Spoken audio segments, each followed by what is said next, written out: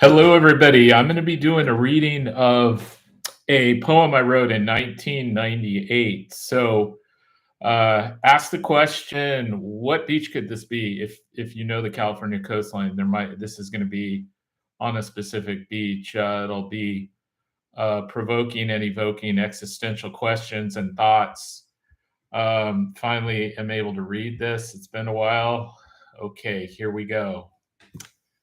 A break in the clouds. Clouds on the horizon gather, an audience for his symphony. Each shape is so unique. Some are puffed and carved and splattered, others are wispy and scattered. All add texture and harmony to the universe. They all float around waiting to see the great conductor's work. Deep below the wind swept surface, the Dumbo octopus cradles his arms around the next best piece of prey: shrimp, lobster, maybe flounder. Electric blue and red jellyfish light up the undersea, displaying flashes of brilliance, broadcasting lights and danger if you eat me.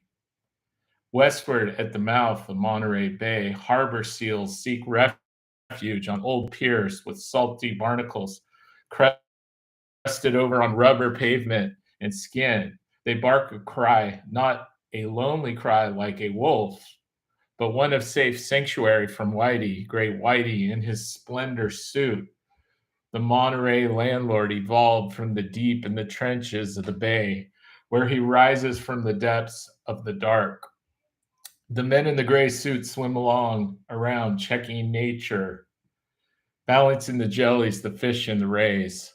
But none regulate like the landlord in his masterful gray suit with electromagnetic sensors to pick up on any suspicious rental activity. He glistens and smiles and glimmers with sharp white ivory surprise. His, he lurks in the dark and surfaces at any sign of delinquency to collect rent. All creatures stay clear of him and his extrasensory greatness, hoping to get another day free. I shuffled down the sandy path through the dunes, where the rusty red ice plants crawl and vine down to the wide open beach.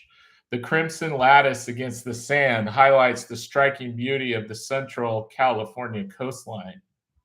As I reach the beach, I look up and see a break in the clouds. The master conductor lifts his baton and commands a moment of grandiosity. All creatures stop for a moment and admire his creation. Sound waves reverberate from the heavens down to the sea, ultrasonically to the depths, and back up to the surface where I stand in his presence, dumbfounded, like the octopus, and lit up like the fire jellies. The creator teases me with this shoreline beauty, like an artist showing you a copy of an original painting, but not telling you how he really did it with his magic wands and brushes spelled across the Pacific. We imagine a talk and a walk with him here on Earth. He must have loved the sand between his toes, appreciating all the millions of years it took to grind down seashells to fine white powder stuck on the edges of his toes and ridges and toe lines, and his nerve endings feeling the pressure of the sand grains along his feet. I wish I could speak with him and walk with him. Tears from my eyes fade, leaving sour salt to drip on my tongue, reminding me of empty, echoing sadness, revealing frailty and vulnerability. These clouds here have so little to say. How do they speak with God Almighty, the Father, the master musician?